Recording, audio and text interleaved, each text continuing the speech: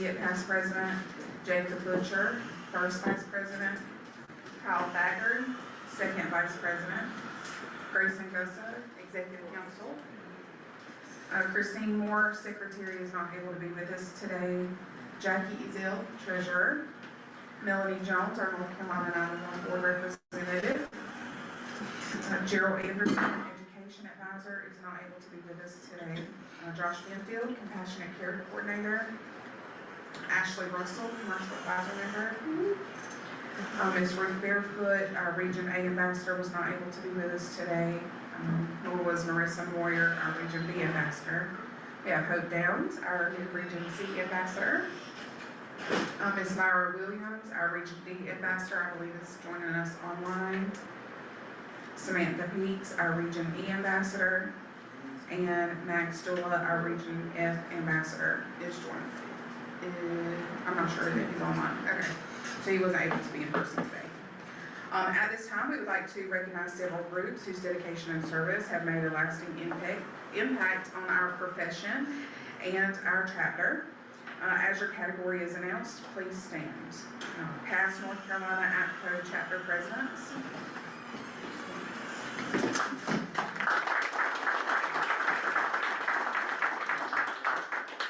North Carolina APCO chapter life members.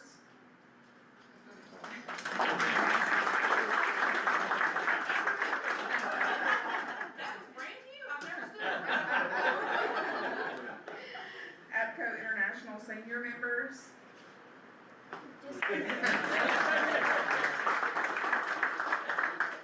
APCO International Life members.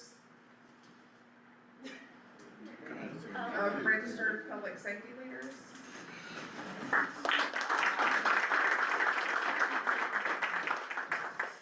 Certified public safety executives. And if there are any additional corporate sponsors in the room, please stand.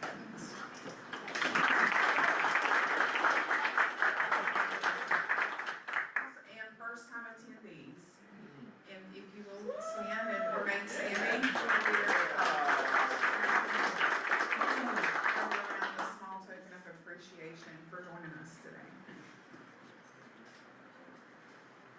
All right, so next we'll do the approval of the meeting minutes. The minutes from the May 2026 chapter meeting have been posted to our North Carolina APCO website. May I have a motion to approve the minutes as posted? So moved. Second? Second. Okay. All in favor? All right, so moved. All right, so we're gonna start with our commercial advisory council report. I think we may have been.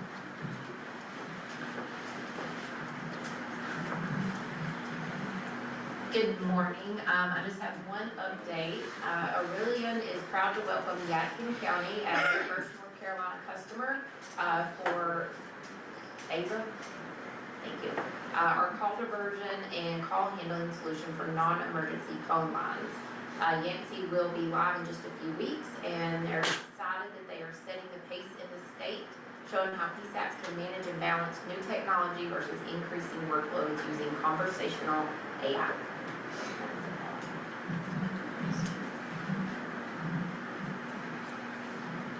All right, next we'll do our compassionate care report. Hey, good morning, everybody. So far, since our last meeting, I've sent out 2 thank you, 2 sympathy, and I think about 4 or 5 congratulatory messages for promotions and things like that.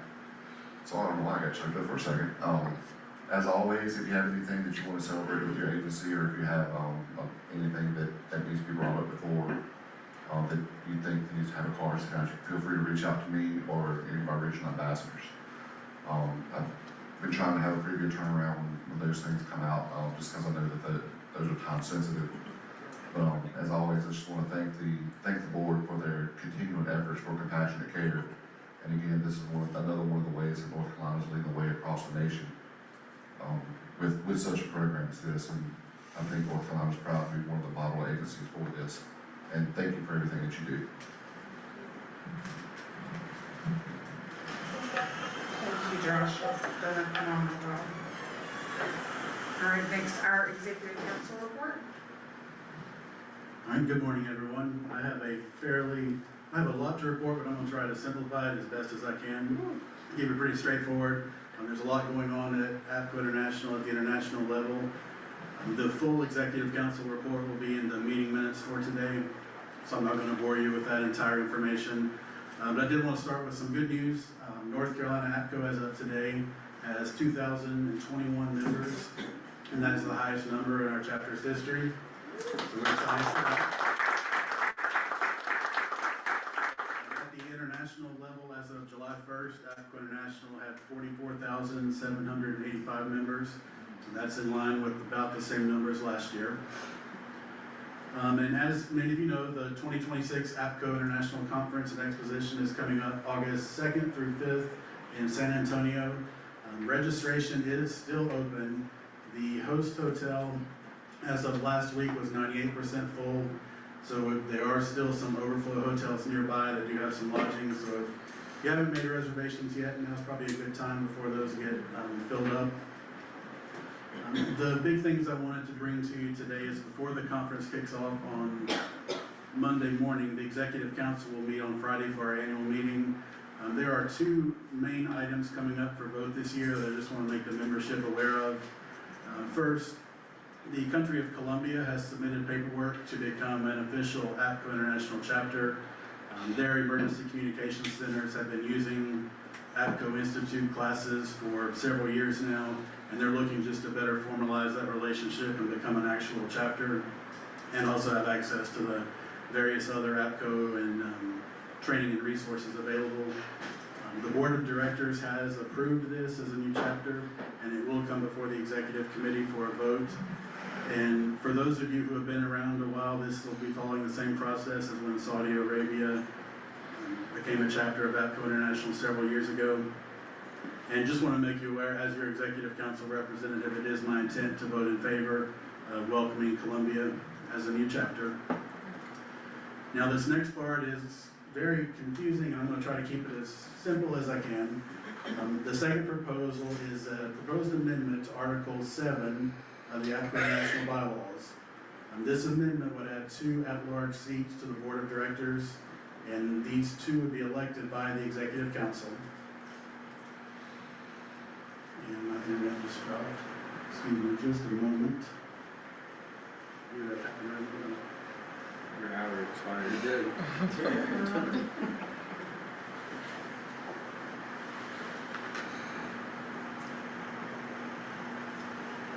April, is this still working on your computer? Okay, then I'm gonna carry on.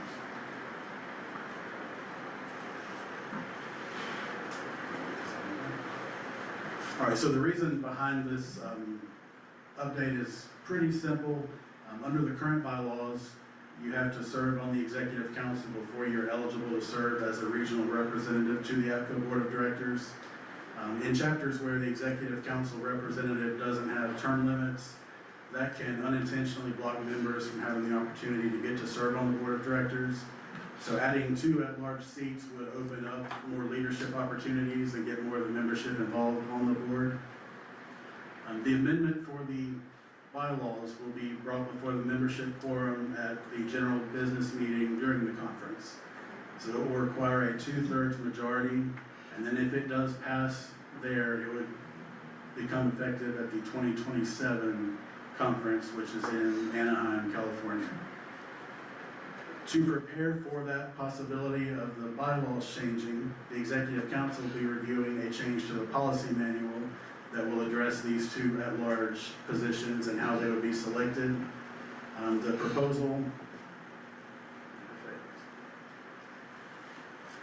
proposal would include 2-year term limits for the individuals who are serving as the at-large representatives for a maximum of 4 consecutive years.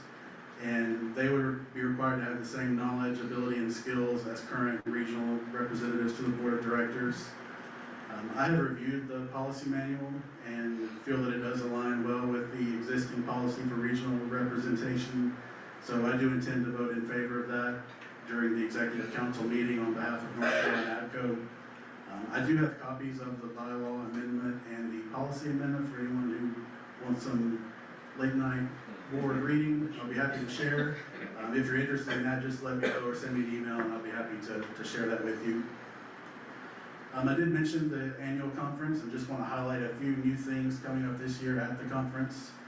First, there'll be a decompression room, which is a quiet space set aside for attendees to basically get away, be quiet, and learn some practical tools and ways to regulate your nervous system to help improve your resilience. So that will be part of the conference this year. Another thing that is taking place and may be controversial to some, that's why I wanted to at least bring it to your attention.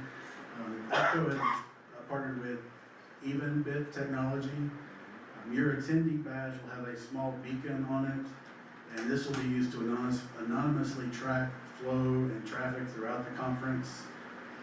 Their goal is to be able to take this information back to improve future conferences. If you do not wish to participate in this, when you do get your badge, you have the option to opt out at that time. So just keep that in mind when you do check in. If you don't want to participate, you will have to opt out at registration. Lastly, the Young Professional Committee will be doing a collection at the conference. They're collecting items for the San Antonio Humane Society. So if you do find yourself out shopping while you're in town in San Antonio and want to pick up some items, consider picking up some dog food, cat food, treats, bedding, toys, and there will be donation bins throughout the convention center to drop off those items. The APCO annual report has been released, or will be released later this month, excuse me. I have reviewed it and it does do a good job of explaining the many accomplishments for the association of the past year. It will be posted on the APCO International website in the next few weeks, so you can be looking for that, and I would encourage anyone to look over that just to see what all has been taking place at the association level. Lastly, a couple of dates to keep in mind. APCO is hosting the Public Safety Innovation Summit featuring 5x5, which will be an AI-based summit. That's coming up December 1st and 2nd, 2026 in Orlando. Registration and lodging for that are now open on the APCO website. And it's hard to think about this already, but you can go ahead and mark your calendars. The APCO 2027 Annual Conference and Exposition, July 25th through 28th in 2027. It is a week earlier than it is this year, so that's why we wanted to get the dates out there early. But July 25th through 28th, and it's going to be in Anaheim, California again. That is all that I have to share. That was a very summarized version, but I appreciate all of your attention this morning. And as always, if you have any questions or need anything else from APCO International side, just let me know. Thank you. So, Ms. Gerald Anderson is not here for the training report. However, Ms. Samantha Peaks is going to give that report.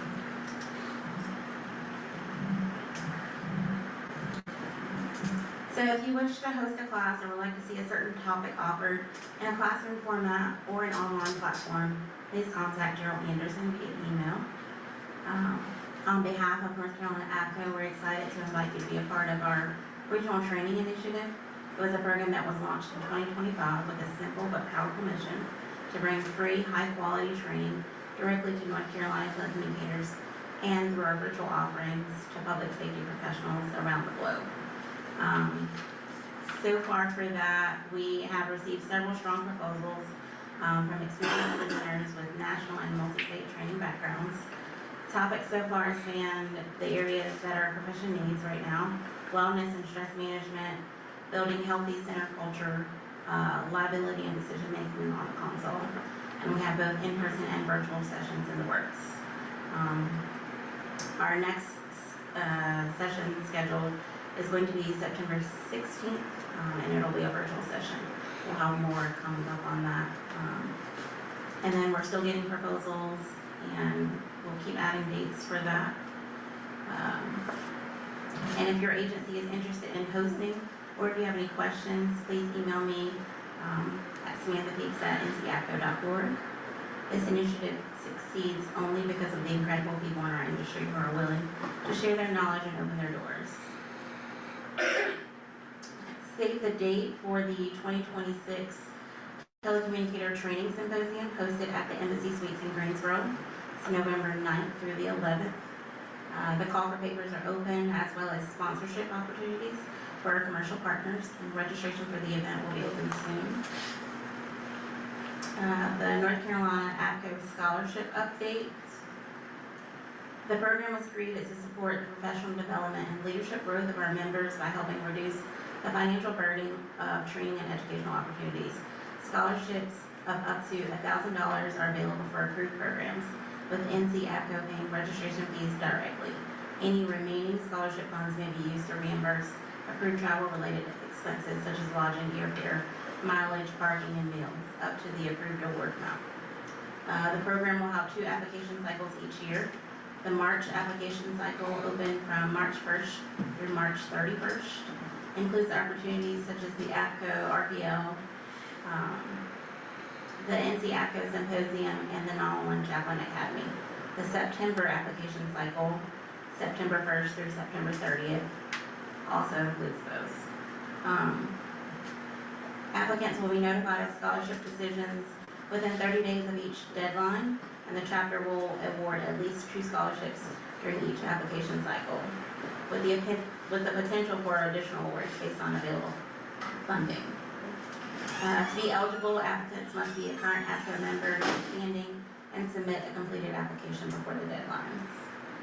Members may receive a scholarship once every 3 years, and you'll be asked to sign a letter of responsibility, successfully complete the approved program, and submit reimbursement documentation within 30 days of completing the program.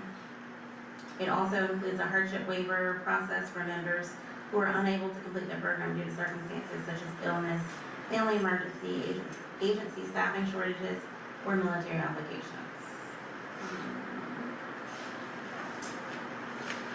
So our NC Anchor and the 911 Chaplain update, a quick update on that. The North Carolina APCO Cornerstone Scholarship recipients. We're excited to announce that our 5 scholarship recipients will graduate from the 911 Chaplain Academy during the Gold Line Gala in Raleigh on Saturday, July 18th. Upon graduation, they will officially join the North Carolina APCO Anchor team and will be assigned a region across North Carolina.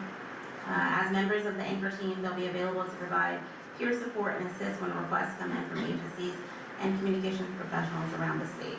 This is another exciting step in continuing to build a strong peer support network for North Carolina's public safety communications community.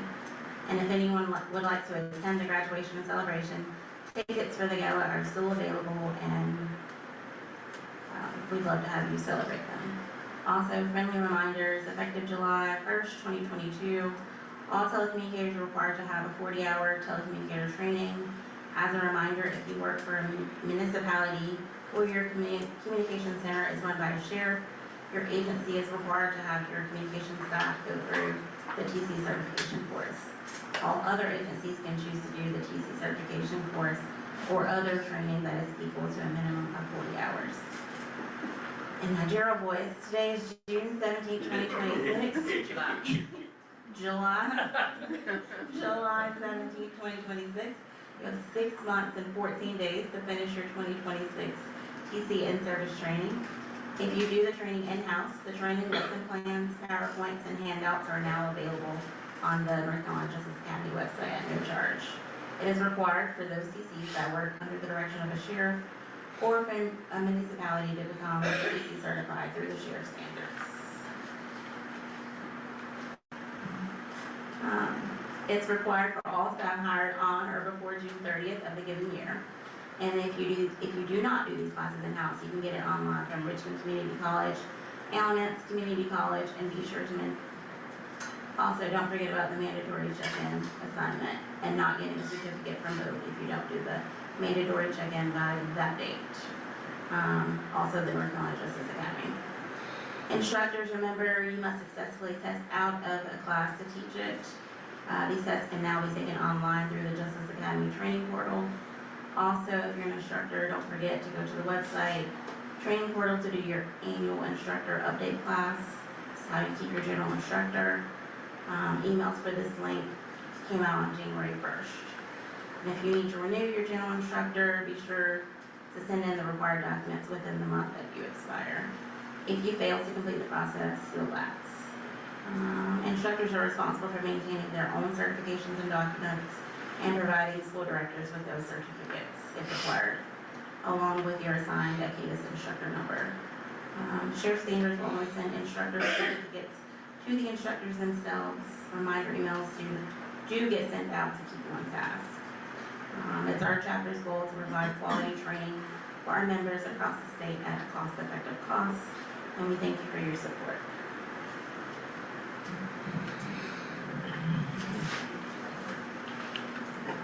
Thank you, Samantha. Next, we'll have our treasurer's report.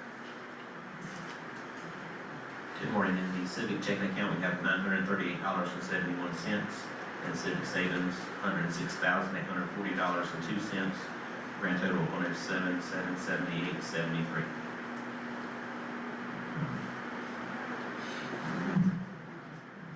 All right, so I will do the president's report. At our meeting in March, the membership voted that we move forward with assisting Mr. Bob Wilson in the initiative he started that would require Tyler Technologies to build an agnostic CAD interface for e-warrants. At this time, we do not have an update, but we hope to have an update at our next meeting. Governor Grayson spoke a little to the National APCO Conference coming up August 2nd to the 5th in San Antonio, Texas. For those that may be attending, North Carolina is joining with some other states to host a joint night out. This will be in lieu of our usual North Carolina dinner at the APCO National Conference. That is going to be Sunday, August 2nd at Smoke Sky Bar from 6:30 to 10 p.m. We're joining forces with Florida, Texas, Kansas, Georgia, South Carolina, Tennessee, Virginia, and Louisiana. It is sure to be a great time. If you have not signed up,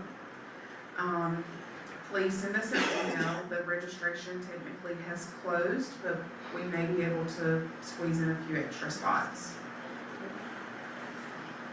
Also, for those that are in attendance, please be sure that you attend the first general business session on Sunday, as Gerald Anderson and Grayson Gussa will be voted upon for life membership with APCO International. We have also opened up our board committees to the membership. Those sign-ups completed back in last month, I believe.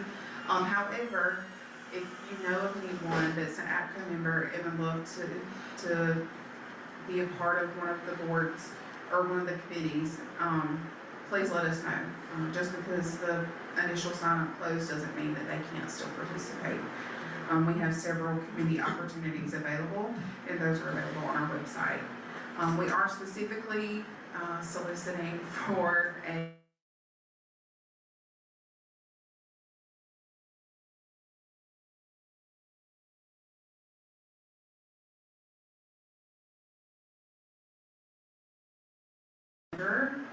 to go through finances, and then they will report any findings to the board. One of the committee members specifically does need to be a commercial partner. So if you're interested, please let us know, and we should be able to get that up and running pretty soon. That is the only thing that I had. Jacob? I don't want to keep beating a dead horse, but our legislative efforts have been gaining traction and proving successful. One of the steps that we didn't mention earlier is that we are reaching out to district representatives for each of our chapter meetings to attend our meetings. He slipped in unnoticed to me earlier, but I wanted to give some recognition to Representative Jeffers from District 2. Coming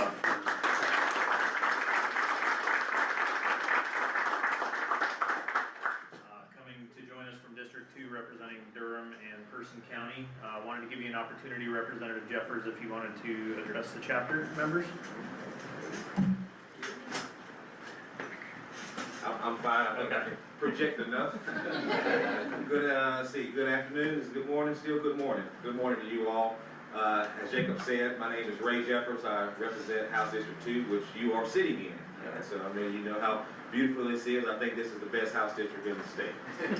So, I'm in my second term, getting ready to go into my third term. Lucky enough to run unopposed this time, first time in 18 years of public office. So they've always told me that was the best way to run, and I'm inclined to agree with them. Prior to going to the legislature, I served 12 years as a county commissioner in Person County. So pretty familiar, I think, in what a lot of you guys do, because for those 12 years I served on our Emergency Services Board. And I can tell you, when I first got elected in 2008, I knew nothing about emergency services, and we started talking about communications and radios and things like that, and all I knew was the little CB I had on my truck for during hunting season. And so I can tell you, by the time I finished my 3 terms on the Board of Commissioners, I learned about CAD, I learned about ALS, BLS, we learned about just all the important work that you all do, and also knowing that as 911 communicators, you are that first line of defense. You hear that first call, you have to stay calm, you have to get the information that you all need to the folks that are responding. And so I'm really here today just to say thank you for what you all are doing. Jacob has been a good liaison to my office.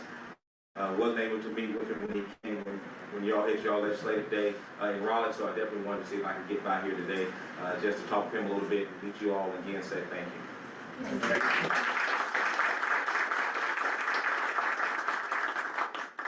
Thank you, Representative Jeffers, and as Samantha had mentioned, we have an initiative that we've undertaken to develop an interface with the eWarrants platform, so that may be something we can catch up with about later. Thank you for showing up. All right, at this time, we will open the floor for public comments if there's anyone that has anything they would like to address.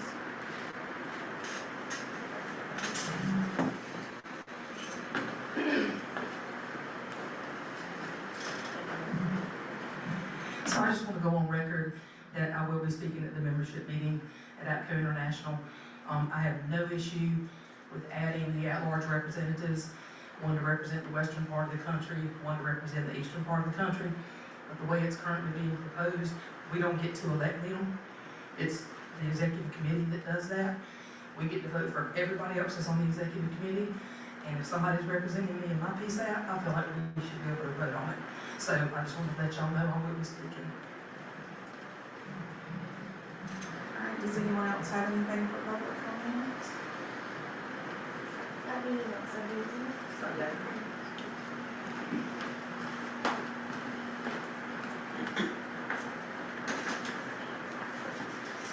All right, so our next chapter meeting, we'll look forward to seeing you guys it's going to be held Friday, September 18th at Robeson County Emergency Operations Center in Lumberton.